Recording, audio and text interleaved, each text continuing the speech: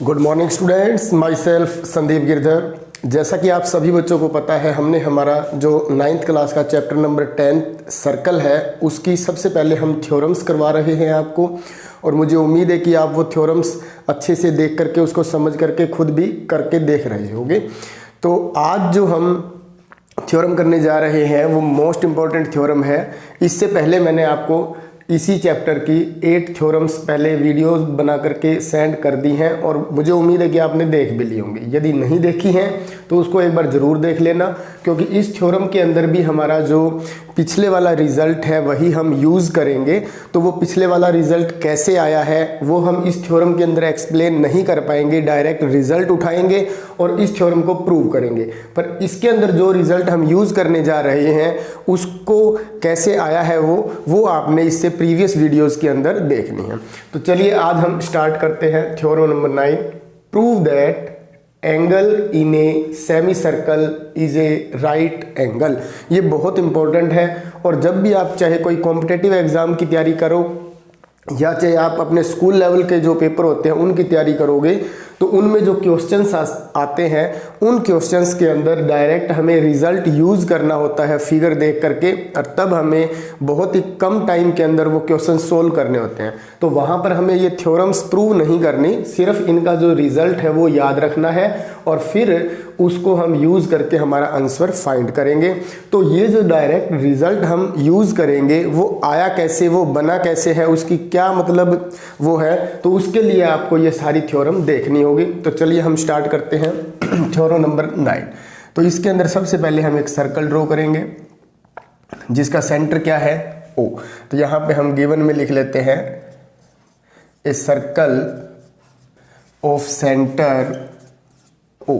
यहाँ पे एक सर्कल है जिसका सेंटर हम क्या ले रहे हैं, O। PQ is a diameter. PQ जो है वो क्या है, डायमीटर है। और एक पॉइंट हम ले लेते हैं A।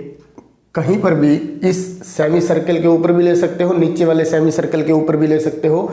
डायमीटर जो है वो एक सर्कल को 2 सेमी सर्कल्स में डिवाइड करता है, जैसा कि आप इस फिगर में देख पा रहे हो। तो इस सेमी सर्कल के किसी भी पॉइंट, किसी भी इस सर्कमफेरेंस के ऊपर हम पॉइंट एक ए प्लॉट कर लेते हैं, चाहे यहाँ करो, चाहे यहाँ करो, चाहे यहाँ पर, कहीं पर भी करो।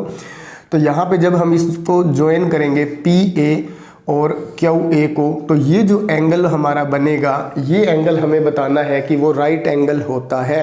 तो मतलब जो भी सेमी सर्कल में एंगल बनेंगे वो सभी राइट एंगल होते हैं। ये तो रिजल्ट हो गया, और कैसे होते हैं उसके लिए हम अब यहाँ पे प्रूव करेंगे।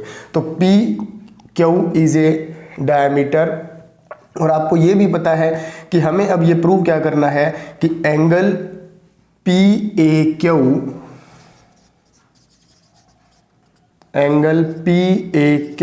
इज 90 डिग्री, या राइट एंगल का हो या 90 डिग्री का हो, एक ही बात है। तो ये 90 डिग्री कैसे होगा, इसके लिए हम अब यहाँ लिखते हैं we know that the angle. ये पूरी थ्योरम हम पहले करवा चुके हैं, ये देख लेना एक बार, आपको समझ में आ जाएगा। अब यहाँ डायरेक्ट रिजल्ट लिखेंगे। We know that the angle subtended by an arc at the center is, double भी लिख सकते हो, ट्वाइस भी लिख सकते हो, is double the angle subtended by, same arc भी लिख सकते हो या subtended by it at the remaining part of the circle, subtended by it at the point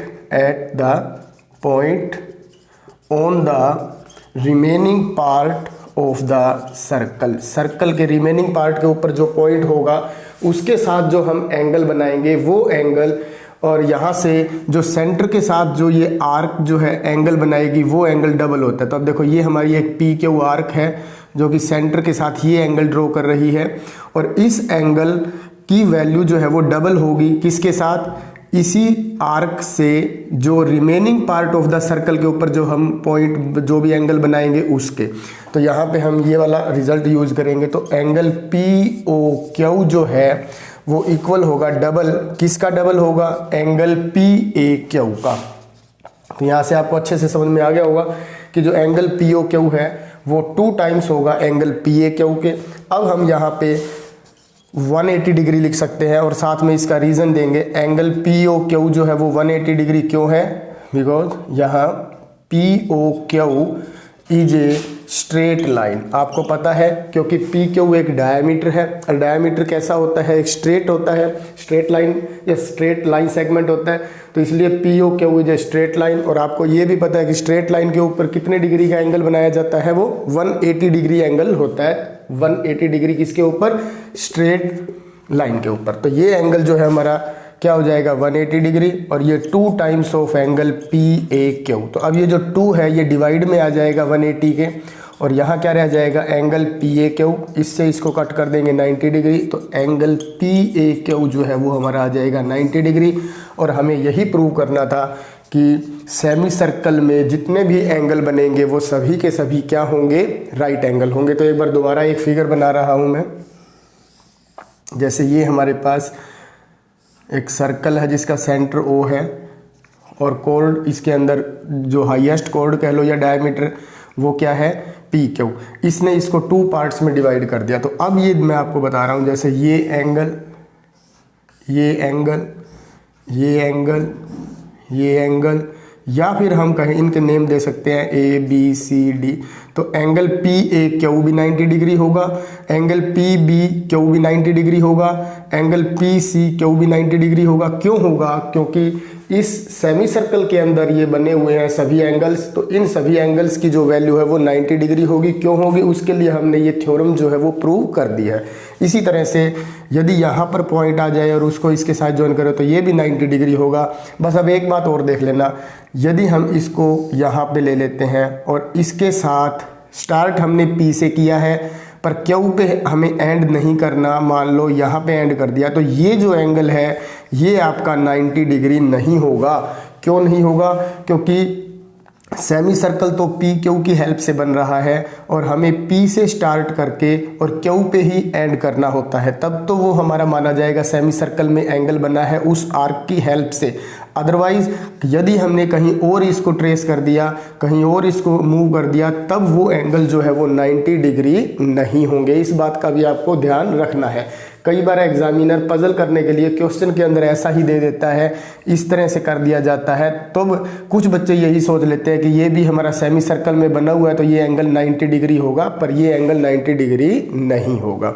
तो मुझे उम्मीद है कि आपको ये जो थ्योरम है ये बहुत अच्छे तरीके से समझ में आ गई होगी, और यदि आपको ये समझ में आई है तो इसको आपने अपनी रफ नोटबुक पे भी करके देखना है, और फिर इनका आप जब एक्सरसाइज करोगे तो देखना डायरेक्ट रिजल्ट यूज कर पाओगे। Thank you and have a nice day.